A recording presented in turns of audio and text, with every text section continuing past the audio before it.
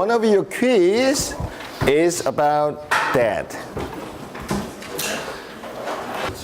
Okay, the question is, which of the following is an assumption underpinning the rational choice model of decision making? Okay, so what they are assuming it? Okay, there are three assumptions in traditional economics for decision making. One of them is, okay, which one? The decision maker is able to identify all the possible alternatives to a problem or unclear preferences for the outcome of a decision. Or rationality is limited by the time available to evaluate options. Number D, none of them. Yonghyun? Okay, so you know the answer, right? Yes. Right, so can I give 1 minute or 2 minutes? 2 minutes. 2 minutes? So you want to swap around your answers in 2 minute time? How many times? Okay, so the answer is A. So why you choose a C? What is C? Oh, sorry. Why so many people choose C? Okay, number C is not the assumption of rational choice theory. Rational choice theory says, number one, we can make a decision based on all available information to make a rational decision. Number C is about Simon. Herbert Simon say, we are rational but limited. So that is called bounded rationality. Get it? The example with the garage, used car. Okay, I will go back to this one. Okay, so that was three assumptions in here. Okay, so we are fully informed regarding all possible options for the decision making, and we are very sensitive to minor changes in everything, and we are fully rational to seek the maximum value. And the C, the option C about Herbert Simon was this one. So Herbert Simon said we are rational but within limit. So we select an option as soon as we found one that is satisfactory. So the example yesterday, when you find the right car for you, is we just moving around, popping around every garage to satisfy you, not the maximum or optimal solution. We just satisfy some of the things. That is what Simon says as a bounded rationality. Right. Okay. For the second question, based on this one, okay, so we just see what is rational choice theory done by the Becker, right? The second question is, a criticism of the rational choice theory of decision making is, number one, that is not working in practice. Number two, is too complicated. Number C is assumption that decision makers are unlimited resources to search for and process information, which means we can find the optimal solution. Number D is all of above. Okay, that is easy question. If you heard the first question, you can answer second question. Okay. Answer is but it's not. I never seen you made 100% correct answer. So okay, number C. Okay, so rational choice theory is working in traditional circumstance, but in the pretty much it's not working because we have using very limited resources and cognitive resources, as well as today's lecture is explaining why we cannot find the right answer or rational answer because of the sum of the issue, probability, the judgment is wrong. That's why we cannot make a final decision on the questions. Okay, third one is another question, is this one. I explained yesterday about something why we cannot expect some of the issue. Likewise, this one. So if some event happens pretty often, so why we are expecting the next event would be look like. Okay, so that is the different things. So the belief that if an event has not occurred for a while, then you believe that it is more likely to happen. So that is law of average in decision theory. Okay, what is called this one? Conditional probability or prior probability or mental model theory or gambler's fallacy. Okay, I explained with the example yesterday with head-tail example. So if you see 6 head in a row, you might expect next one would be tail rather than head. You get it? You get it? You understand the question? So when you have a 6 head in a row, the 7th trial you expect tail rather than head. Right, so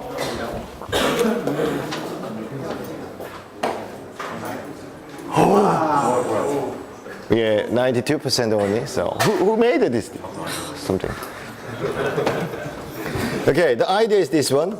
Okay, so law of average is something says if you can see all the 6 winning in a row, all the lost in the 6 times, you're expecting the next winning is mine because that is law of average. So I'm expecting next event more like randomized. So one of the next event might be winning rather than lost. So that is called the gambler's fallacy.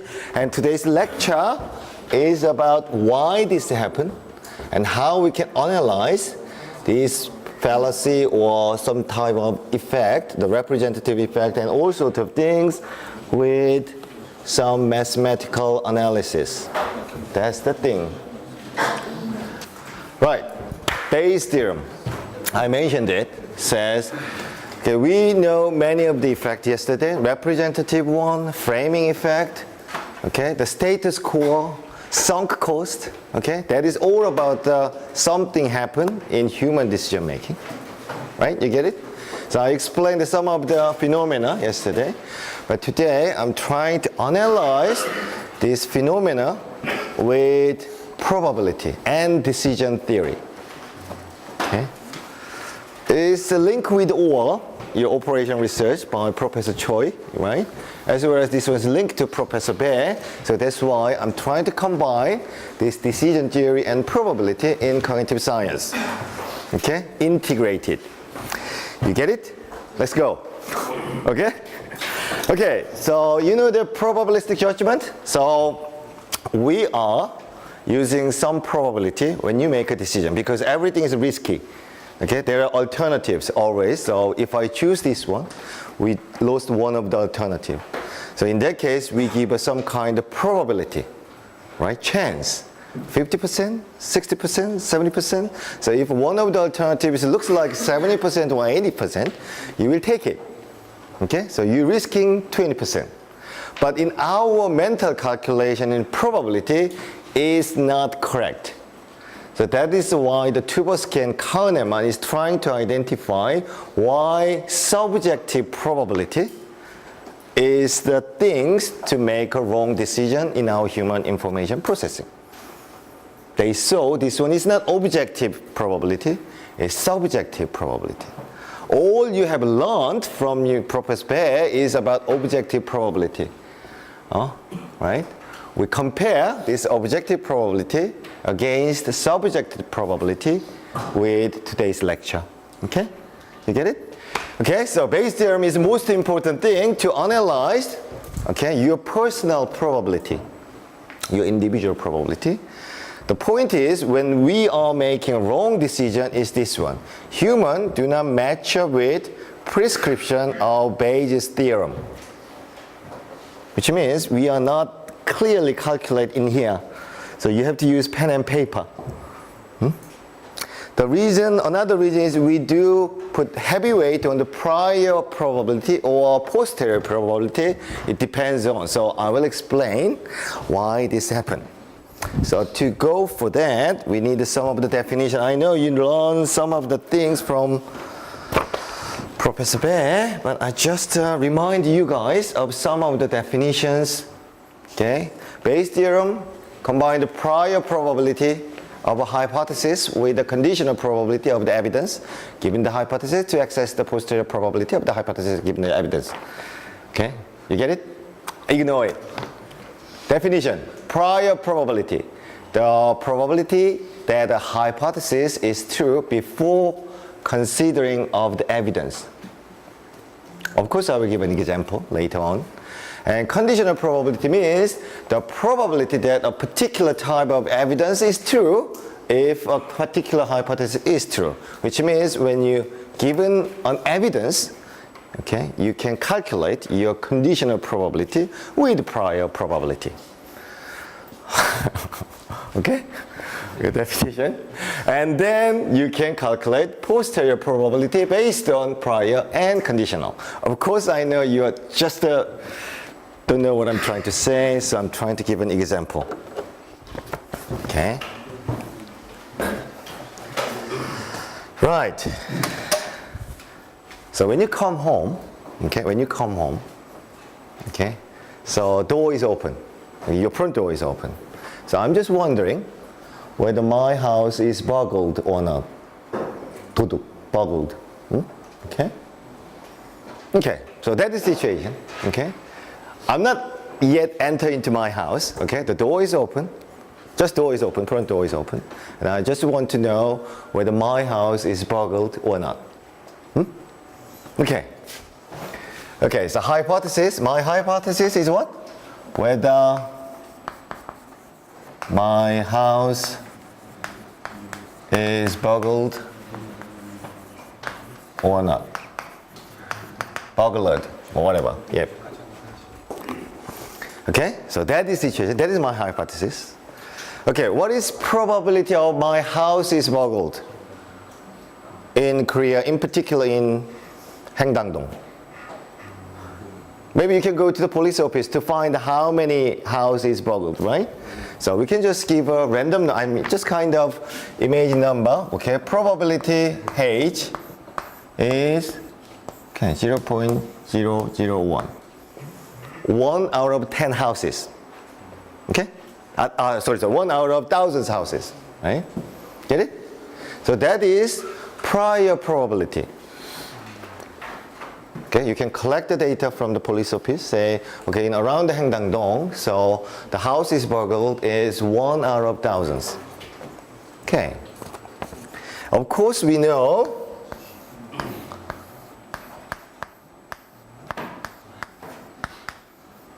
isn't it? Not H. Okay, the house is burgled is the 1 out of 1,000, 1 out of 1,000, and the other way around is the 999 house is safe, right? It's not burgled. Okay, that is prior probability. So you can use this prior probability to say whether my house is burgled or not, isn't it? 1 out of 1,000 is very unlikely. So you probably guarantees my house is not something happened. But you know there's something. What? Doors open, right? Doors open. Okay, we have evidence. Real evidence. Door is open.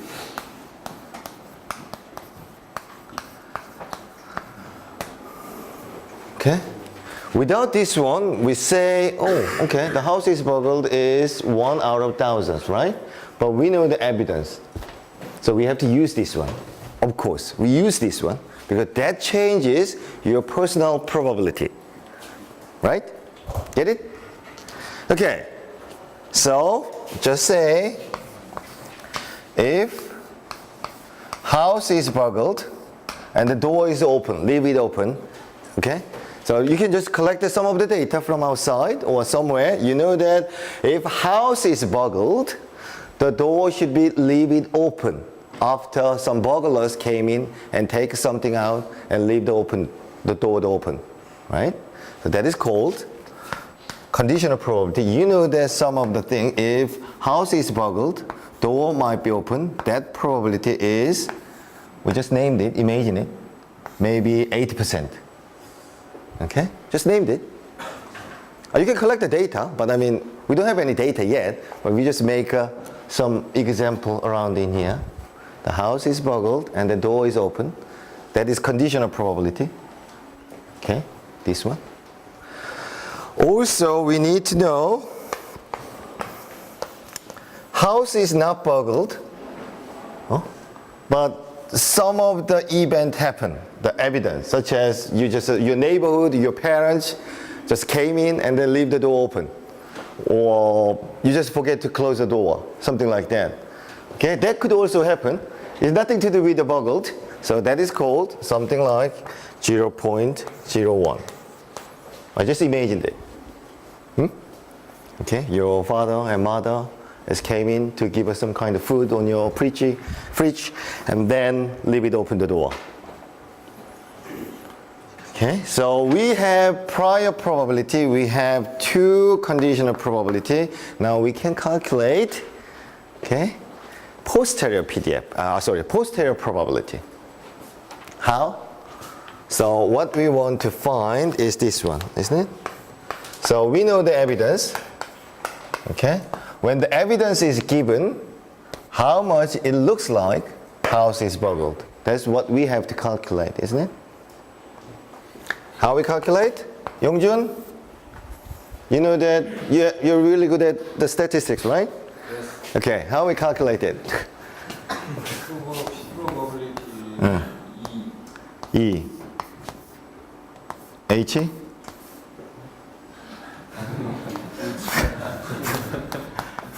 Plus P, E, not H, P, not H. In nominator? Isn't it? You get it? Okay, just I calculate before you came in here. So that is 0.8 times 0.001. Am I right? Right? Okay, 0.8 times 0.001 plus 0.1 times 0.999 equals 0.074. I'm not good at, I'm just calculate before you came in, so that's why I just write down in here. Okay, that is posterior probability. So what you get from in here, is important things. We are not learning how to calculate probability, posterior probability, but we have to know how the decision theory interpret two things.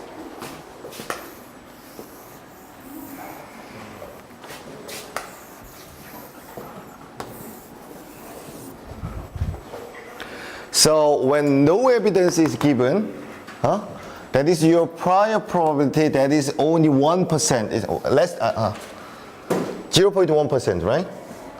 But that significantly increased, around 74 times increased when you know evidence.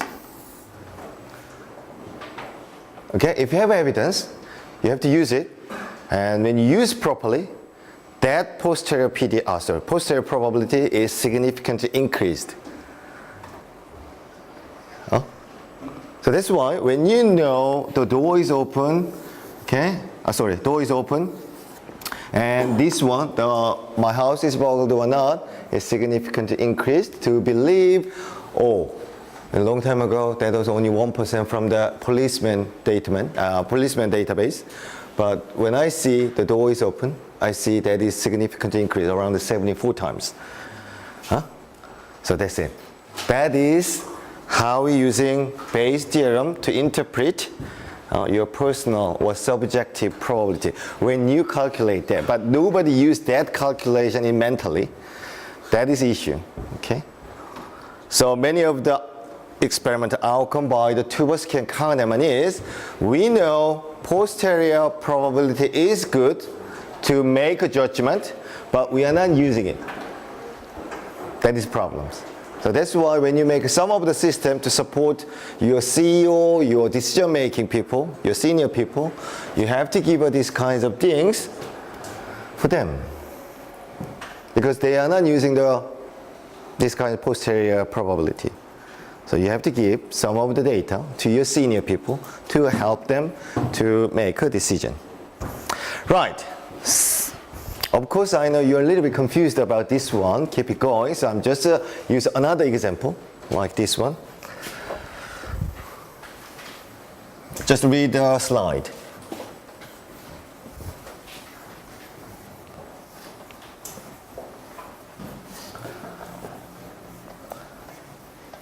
See? Okay, do we use Bayes' theorem? Question is then, you are going to play roulette. You know the roulette game? Okay, but it's not this one. Okay, you're going to play roulette. You first sit there and observe them. You notice last 5 times it came up black. The 5 times in black. Now your 6 turns. You have to bet. Okay?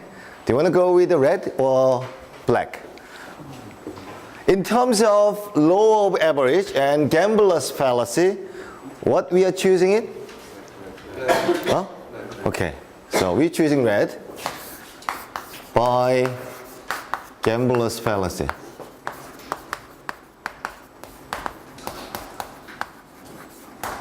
Right?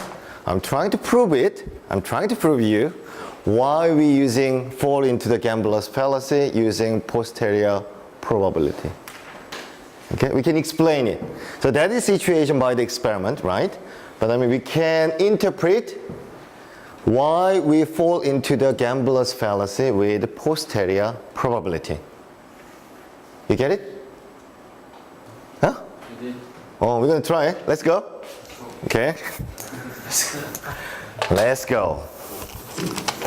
Okay, I just calculate. Okay, so we hypothesize. Okay, 6 tries. 6 might be red. Right? 6 might be red. Okay, that is your hypothesis. Okay, what is it? Yunan, what is it? 6 might be red.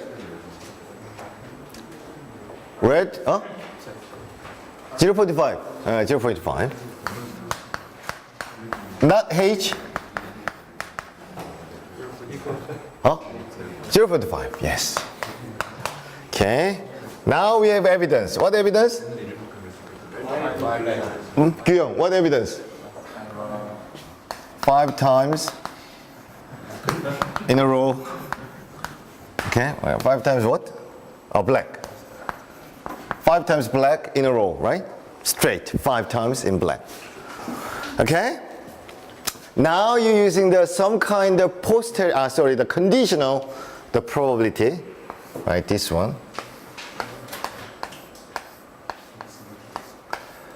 Okay, gambler's fallacy happens in here. So 5 times in a row black, black 5 times in a row. Okay, you know that. And then next time might be red, right? Is more than 0.5, isn't it? Because we know that low of average. So black, black, black, black, black. So next time you're expecting red, isn't it? More likely. Okay, so 2 different things. Okay, I'm just make a situation. Okay. Oh, sorry.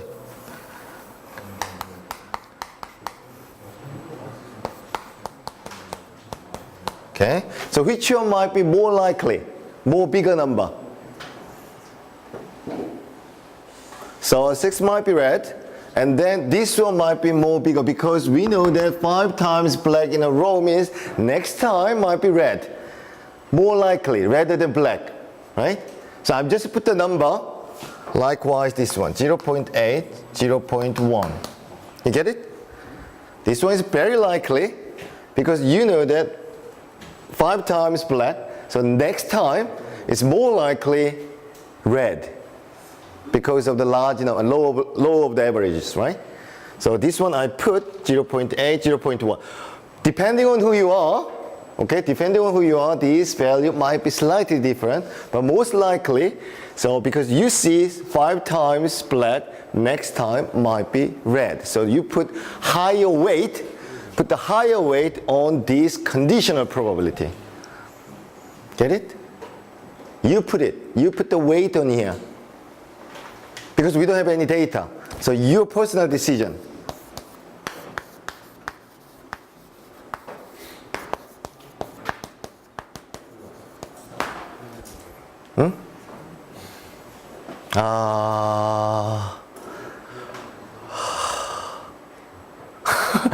Misan, you know what I'm trying to say? Okay? You understand this one? Very simple. Okay? And then we know that 5 times in a row black. Okay? And then we know that low of the averages, so we can put slightly high weight than this one. Not slightly, but more. Heavy weight. Okay, weight is heavy weight. Because that is most likely than this one. In any case, this one is more likely than this one, right? So you can change this one like this way. If you're really, really independent, if you're not thinking about the previous event, you might give up 0.05. Same thing, right? But in most of us, say this way. Most of. So when you calculate this one, H by E means when I calculate this one is 88%, 88.88%.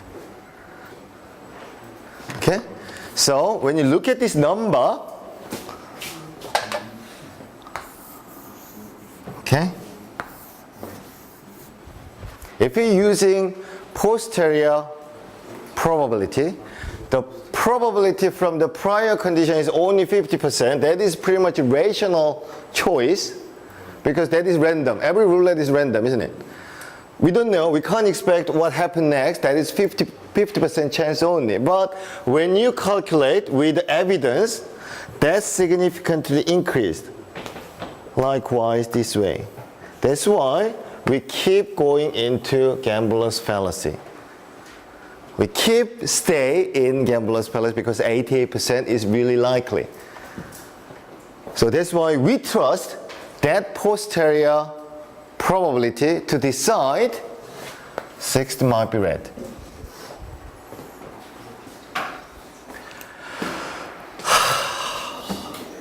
What is difficulties? This one, isn't it? You might be wondering why I put the 0.8, why I put the 0.1 with this one. But this one, I will change this one into this way. We have another evidence. 100 times black in a row. If you have this evidence, you probably think this roulette is wrong, isn't it? It's not fair chance. So you may put what? So you have evidence 100 times black in a row. What do you want to expect? Huh? I think this one is 1, isn't it? So that your decision is change it into, okay? So when you see this one, you don't need to calculate posterior probability. You just believe that, oh, next one is also black, isn't it? So that is why the evidence is important. So this one is information given to you.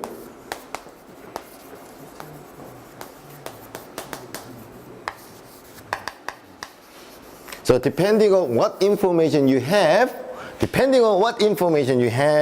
your posterior probability is changed. That is what Bayes' theorem explained to us. And Bayes' theorem explained why we decide something wrong, something right. But this one is different. So if the 1 times in a row, that is totally changed. Probably you might start with this one, isn't it? Your evidence is only 1 time black. So second time you have to guess. This one is not much big change. 0.5, 0. Still. Okay. So another slide in our talk is when you have more evidence, likewise this way. Okay. Likewise, our decision is being changed depending on what evidence you have, what information you have. When you have only one information, you can make a wrong decision. But when you have another information, you need to change it, your decision, right? So at that time, you have to recalculate your posterior probability depending on your number of information. Okay, 3, 4. So every time you have to calculate your posterior probability to make a right decision. Right, this one is my explanation, and Kahneman is trying to explain this one in a different ways. Okay, you get it? Okay, third one is this one. Okay. Okay, what Kahneman Tversky explained was they gave to the participant about this information. Group 1, okay, group 1 is not participant. They just explain to participants, say, group 1 consists of 70 engineers and 30 lawyers. Okay? And also they let them know, say, group 2 has 30 engineers and 70 lawyers. Right, you get it? And then they asked about, they choose one of them, okay, right? Okay, you get it? Choose one of them, and you have to tell me which group is it, okay? So they choose it. So that is a simple probability. So everyone say, asked if the randomly selected person would be engineer is, of course, if that is engineer is group 1 is 70%, isn't it? Yes. Group 2 is 30%. Get it? Oh, good. Now, I'm just twisting your arms to think about this one. Jack is 45 years old. He's married, 4 children, very conservative and ambitious. He showed no interest in political and social issues and spent most of his free time on his many hobbies, including carpentry, like a building, the small building, and sailing and mathematical puzzles. Now, same question. Asked if the randomly selected person would be engineers. So outcomes is this one. When they made an experiment, everyone say 90%. Everyone say that is 90%. So why this happened? So that's what I'm trying to explain with the posterior PDF. Again, hypothesis. Okay, hypothesis 1. The selected one, the chosen one, is engineer. Right? So, group 1. So we just named it, this one is engineer high group. Okay? So group 1, I'm just analyzing group 1, why that is increased from 70 to 90, right? Kyungwon, you know what I'm talking about? You follow me? Thank you. Okay, so, Misun, what is it? The chosen one is an engineer from group 1. 70%, isn't it? Okay. Not age.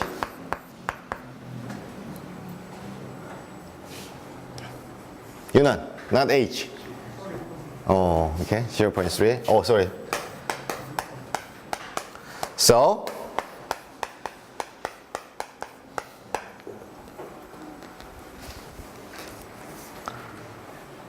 what? So, you know that the chosen is an engineer, and the evidence, what is evidence? This one is evidence. This one is evidence, right? You read it. Okay, you put your subjective probability, right? So what do you, how much do you want to put the weight? Oh, good. That's what I'm expecting, okay? Okay, because you know that our hobby is carpentry and sailing. Oh, okay? So what is this one? We just say, you sold, how much? 0.1? Okay. Get it? You just put the weight in here. So, when we calculate this one, I just did it.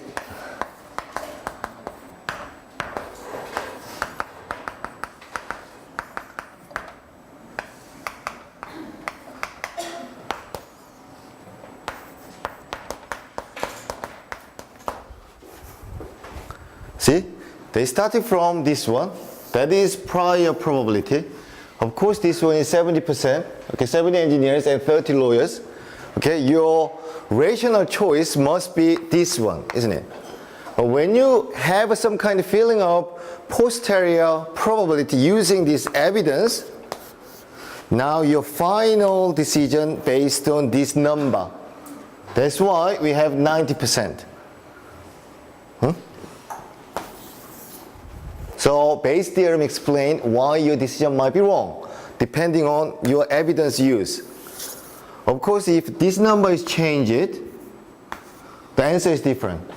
If you're really logical, really logical, to know that all the objective probability you put this way. Sorry. Right? Likewise. But our case, because of the evidence is clearly explained, these jack might be engineers, so we put 0.9 and 0.1 to have an end of questions like 95%. Of course, same thing happens in group 2. Engineer law group. Okay, pH. What is pH? 0 point? Okay, not H. 0.7 and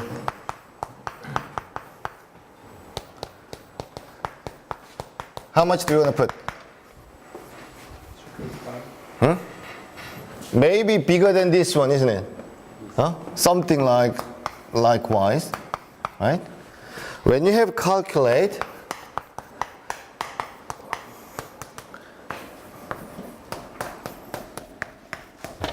okay? So when you see this evidence, starting from this way, we have significantly increased this way. Of course, it's not the 90%, but it says that means if depending on your personal probability, your posterior probability is big changed from prior probability. You get it, Junior? Yeah. Thumbs up? Okay. So that's the how Tversky and Kahneman made it. Right. So one of our textbook, one of the section is talking about Bayes rate neglect. Okay? Right. Another one is, from this posterior, the Bayes theorem, the reason why Bayes rate neglect is done by one of the experiment, okay, Sherry's, about the game. So you know the game is aggressive. Game makes aggressive feeling of the human being. Right. One of the limitation of is say this way. Okay, I can show. So do you believe that game make aggression? Do you believe that? Game make aggression. Or violent game make aggression. 공격성, 폭력성. Aggression. Do you believe it? So, but many people believe it. Okay? So violent games make aggression. The reason why many people believe violent game make aggression can be explained by Bayes theorem. So depending on what Bayes number you're using it, which means what prior probability you're using it, depending on which one. So you believe violent game make a violence, violent game does not make a violence. Right.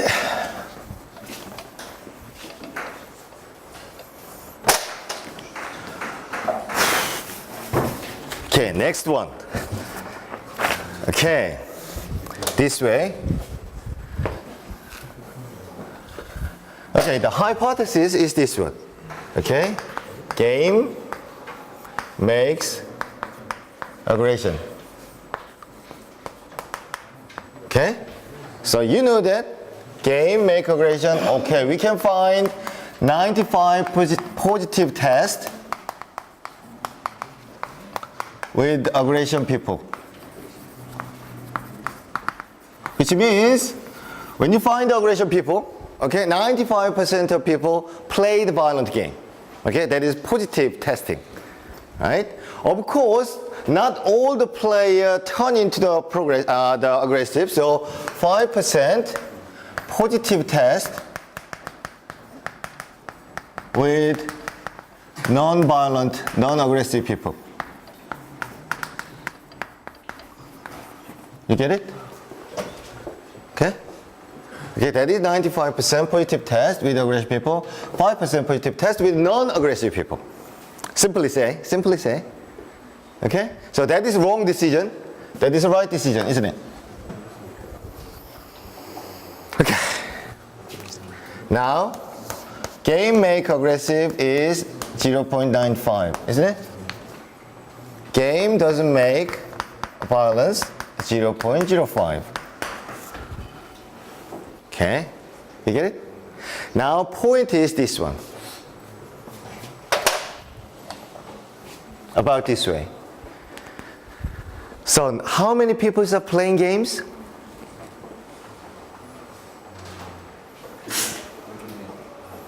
Thousands, right? Okay. Okay, so we say, okay, how can I say?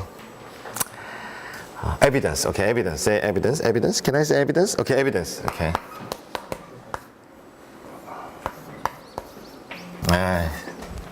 Okay, so, okay, base rate, number of player, or number of school shooting. It depends on, you know, school shooting? Like 조승희 school shooting. Okay? 조승희 school shooting in Virginia Tech. Just kill people with guns, right? 조승희. School shooting. So, if you consider base rate as a number of player, the things this happen is just say 0.001. But when you know 조승희 played a violent game and that information comes from the media, your base rate is changed likewise 0.9. You believe it, prior probability. Isn't it? Because you see, school shooting in Virginia Tech, many people killed, and 조승희 is of course Korean. Okay, so 0.9% when you see the school shooting. But if you think about the number of players, that is only much less than this one, but I'm just make an easy calculation. I just use a 0.001.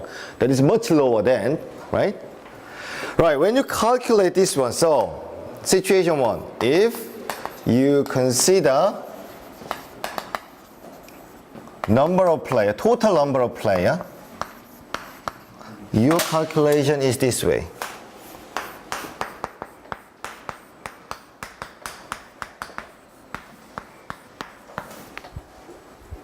Okay, if you calculate all the possibility with this one, okay, that goes in here. I just skip some of the calculation one. I just calculate in here. Okay, if you need it, I just scan it, upload it. Okay, but number two, if you consider school shooting, this number from media, your calculation of posterior probability is 99.41%, which you believe that game makes aggression. The Sherry analyzed it, so all the statistics to analyze the game makes aggression is based on the number of shooting game or number of violent event. So that is people believe that, okay, this one is really good, the representative cases. Using this one, your posterior probability is significantly increased, 99%. Of course, this way, okay? But if you're using the simple, all the player numbers, that is very lower bound. That's why, so everyone believes that school shooting, the game makes aggression. The violent game makes aggression. Right. Okay, so that is simple application. Right, and then our textbook say Edward case. Edward case is also can be explained by this way, the conservatism. Okay, I can, what time is it? Okay, I can skip this one. I can just scan these images of my calculation and then I upload our course webpage so that you see how the Edward experiment in your textbook can be mapping with my calculation, right? Right. Right, and then we have many experiments and many studies about this Bayes' theorem to explain why people make a wrong judgment. One of the things which is Shuport and what is it? Gigerenzer and Hopperedge in 1995 is found that we are very poor to recognize probability, but we are really good to recognize number, frequency. And my experiment, I can explain my experiment later, but we're starting from the Shuford. What Shuford did it, this one. Okay? How many diamonds? 7. Huh? How about the percentage, proportion? We have 100. We have 100 object in here. I can show it in a couple of seconds. And you just guess the proportion, ratio. Okay? 9. Oh. 10. 10. Oh, see? So everyone can easily detect. Okay, when you see the first one is around 10, second one is around 20. Experiment done is like this way. They just show a couple of times and they can easily detect, okay, proportion in display and something. Very, the objective, the judgment in terms of frequency. But probability was bad. I mean, this one is not about the experiment about probability, but only about the relative frequency we can easily detect. And my theory was this one. When people people need to make a decision that based on their memory, their experience. If the memory is strong, they can use this one for your decision making. Of course, yeah, encoding strongly, like representativeness. Okay. Okay, I can explain my experiment. So I did this experiment in first semester with you, some of you guys. Idea is this one. I just show 10-minute violence movie. One of this one. Okay, that's 300. You know the 300? Killing. Okay, very fun. And then I just show the 10 minute. And then we gave some newspaper article. Newspaper article is about this one. TV or film make a violence. Okay? I just showed that. And then, you get it? You follow me?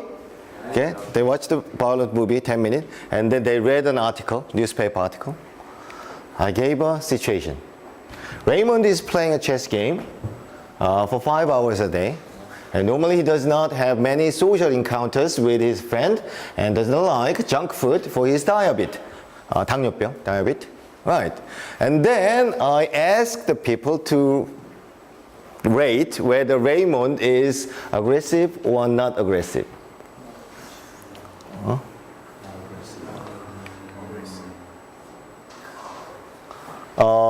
Many people say 56% is aggressive. Of course, we have another condition. They didn't see the newspaper article. And the other group say only 34%. But when they see the newspaper article based on their movie, and they believe that Raymond is 56% of the aggressive impulse. Of course, this information doesn't include anything about aggressive behavior when he chess game. He doesn't like junk food. So nothing to do with aggression. But people believe that what? The previous memory. Previous event about the violence film can make effect on their judgment. See? That is the thing. So judgmental probability, people can be biased in their estimate of probability when they must rely on factors such as memory and similarity judgment. In our case, in my experiment, using similarity, okay, people believe that TV and film and game might be similarity. So that's why they just use the sum of the estimate from the video or film into game judgment. Judgment on the game about aggression. Right. Get it? Thank you. So the end of chapter of our Bayes theorem in our textbook says, people tend to identify most valid cue for making judgment and use this. And then interesting part of this one is recognition heuristic. Okay, I can explain what is recognition heuristic. So far you believe that our decision making is wrong. That is only explained by me. But probably we are evolving from olden time to now to make a fast judgment, quick judgment. So probably these kinds of judgment might be wrong. But that is really quick. So this data, the recognition heuristic means the reason why we make a wrong decision is we're trying to make a quick decision. A compromise. We are wrong, but that could be quick. Of course, like this calculation take a long time, that's why we are not using that probability, right? But many situations we're using just a heuristic to make a quick decision rather than right decision. So, this one. Okay, so Goldstein and Giger-Ranger in 1999 experiment was this one. Okay, they just asked them, which one is bigger? The city, Bamberg or Heidelberg? Heidelberg. Where is Stephen? Oh, we don't have it. He's gone. He's from Germany. So Bamberg and Heidelberg. Oh, that is much easier because many of you will say Heidelberg. Because Heidelberg is what? Famous and easy to recognize. But when I say Munich and Hamburg, Munich. In Korean is Munich. Munich and Hamburg. That is difficult to say because you already know these two. That's why the Goldstein say, why this one is easy? Because we easily recognize Heidelberg, so we have the quick decision. Of course, this one is bigger. Of course it is. But many say Heidelberg because they know it, the memory. They know both of them, Munich and Hamburg. So they're difficult to say. So the reason is we know both of them. So this one, my interpretation is this might be representative fallacy. One of them is more famous than the other one. However, the Goldstein explained that this one is recognition heuristic to make a quick decision rather than wrong decision. We have to compromise it. Okay, so when you need a quick decision, you just simply use recognition heuristic. That's why we are evolving from the olden times. Okay, so you need hunting. Okay, you need collecting the food from olden society. To make a right decision, we need a quick decision. That's why when you recognize something, you just use this information to make a decision. That's what Goldstein is mentioned there. Right. That is probability. Now I'm going back to decision theory. Okay, decision theory. Okay, decision making is concerned with the way in which people make a choice. People should choose the alternative with the highest expected value. That is done by von Neumann and Morgenstern in 1944. Okay, so my question is this one.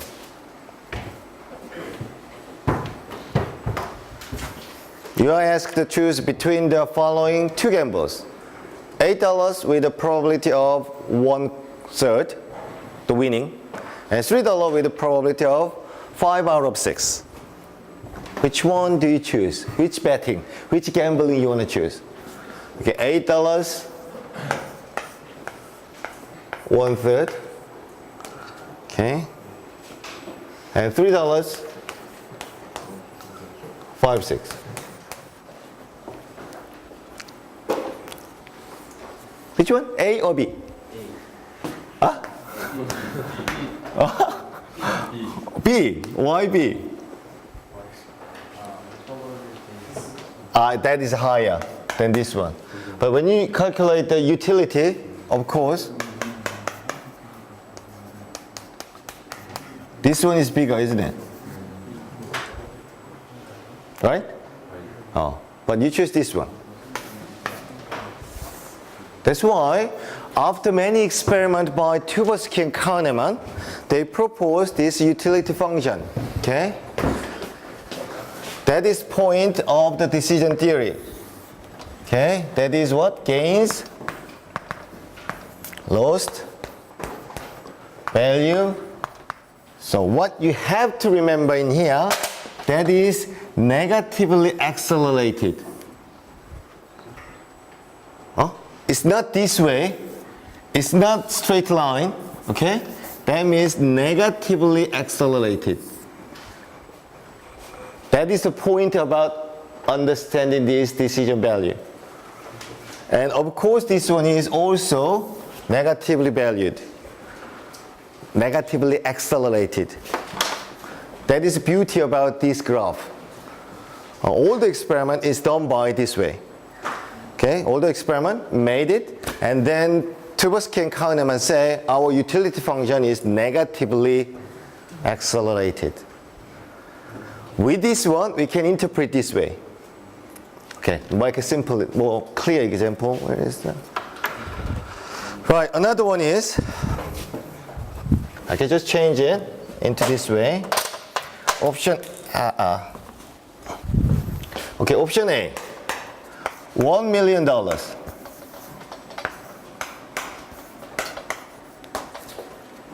Probability 1.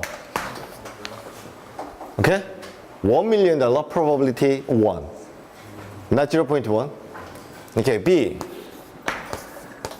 $2.5 million probability 0.5. Which one you want to take it? What? Why? $2.5 million? Oh, you need the money. Okay? Right. So when you calculate the simple utility without this one is bigger value. Expected value is bigger. Right? That is 1.25. And this one is 1. So if you simply calculate expected value, you must choose the B. But when you look at this one, where is $1 million? Here we go. And that is $2 million. $3 million. That is $2.5 million, isn't it? Right? Right? Where's the ruler? I need a ruler. Nothing?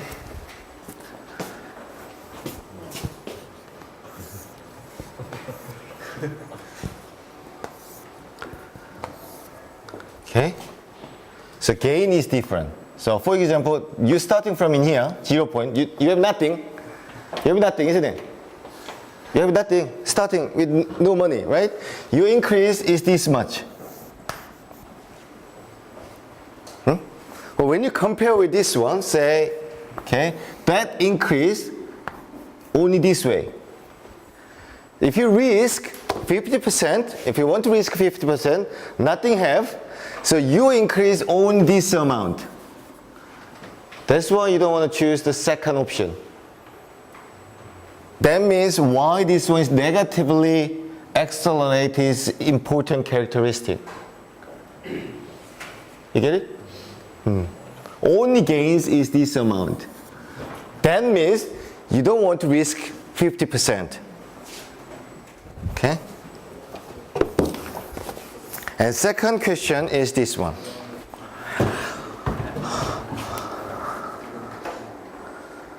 Okay. That's it. Maybe we can say, okay, maybe if you're just a little bit difficult, okay, say this one is like value is like x, okay? We just simply say value x. And this one is not 2x, it's not 2.5x. The actual value means 2.5x, it should be, but this value is only something about 1.25x. Huh? So when you recalculate this one is not 2.5 million anymore. That is 1.25x times 0.5 is only 0.6 utility. This one is still 1 times 1 equal 1 utility. That's why you choose this one. You get it? Huh? This one is the second explanation. Without this, I mean, that increase is not double time or 2.5 times. Okay, that is different values because that is negatively accelerated.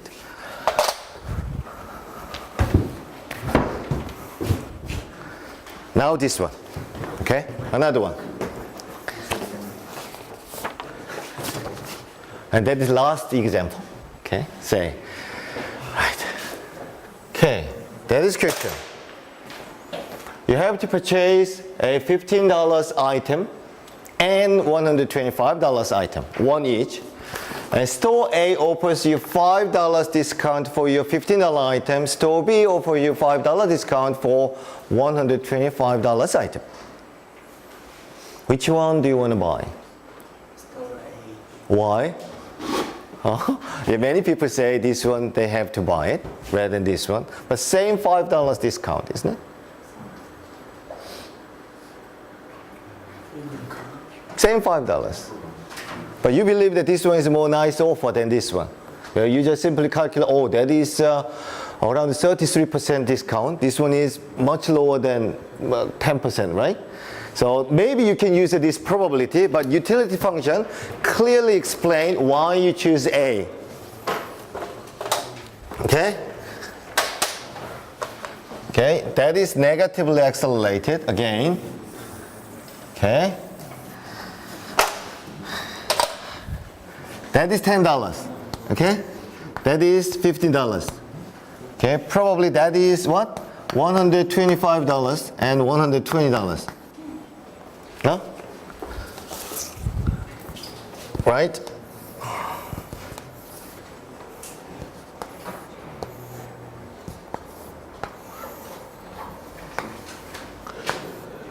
Okay?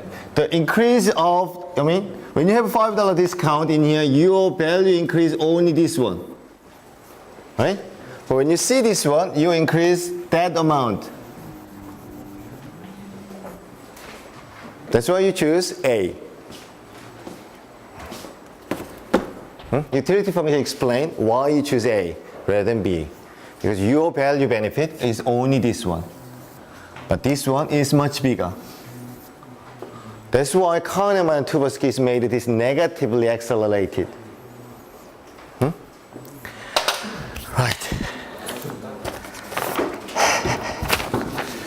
Another question?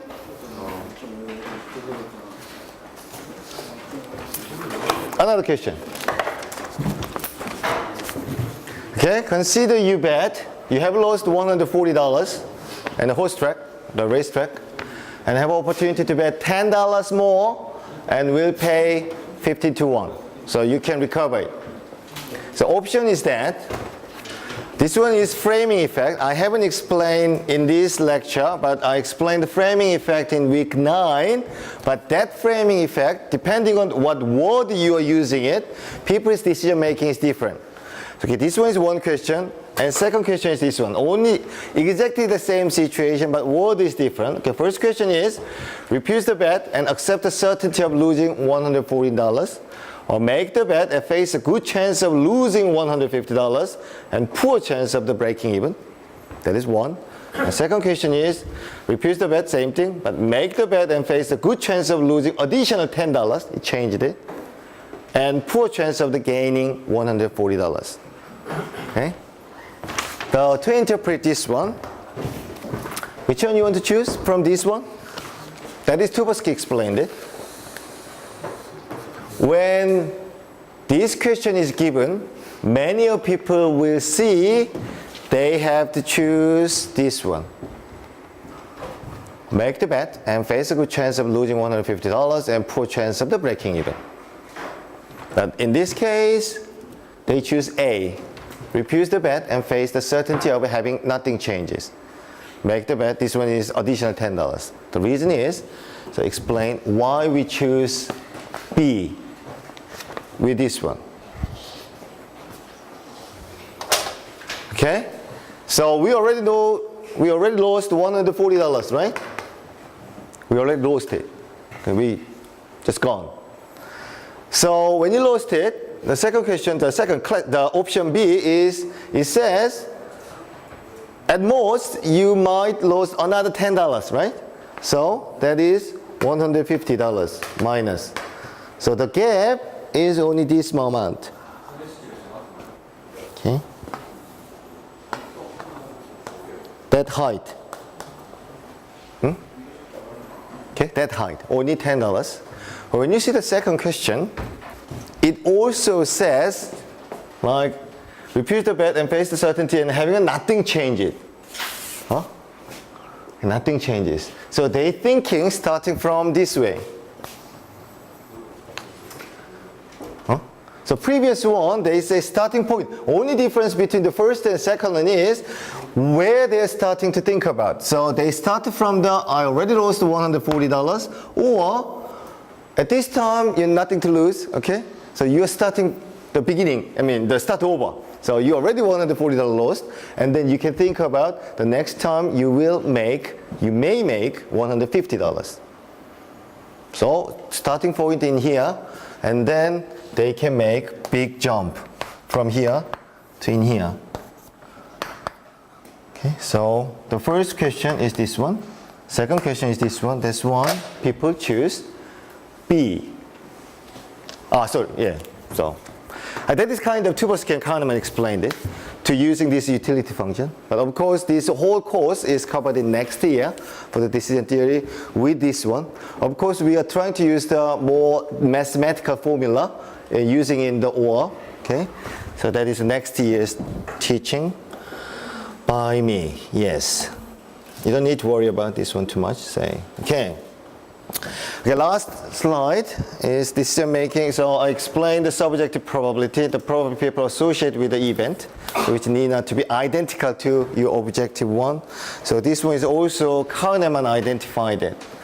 Likewise, this way. This one is the important thing. So same question. Yesterday I used it. Okay. So which one you want to choose it? There are two offers. Company A, 10% chance of getting 100% increase for the first year. 20% chance of 50% increase. Which one you want to take it? A or B? 10% chance of 100 increase. 20% chance of 50% increase. A? Yeah, most likely A, isn't it? The reason is this way. Okay, in the first slide one is we are overestimated it. Okay, so that is subjective probability. This one is objective probability. Okay, so you have a high weight in here, in the first one. That's why. Okay, likewise this one. 0.1 is 10%, and 0.1 is exactly 10%. Same expected value, but when you look at the subjective probability, so you have high weight. Likewise this way, I can explain it. Okay, that is objective 1, the y equals x, but our subjective probability is 1. So we are overestimated first probability. Okay, so that's why 0.1, 1 is 0.1 case, and 20%, okay, chance is not double time. Okay, that is 0.1, that is 0.2, is almost the same. You get it? So that's why when you recalculated this one, okay, this number, that is 0.1 is 100%, 10%, but next one is not 0.2, might be 0.15. That's why this one is lower than this one expected value in terms of expected value, so people choose the A rather than B.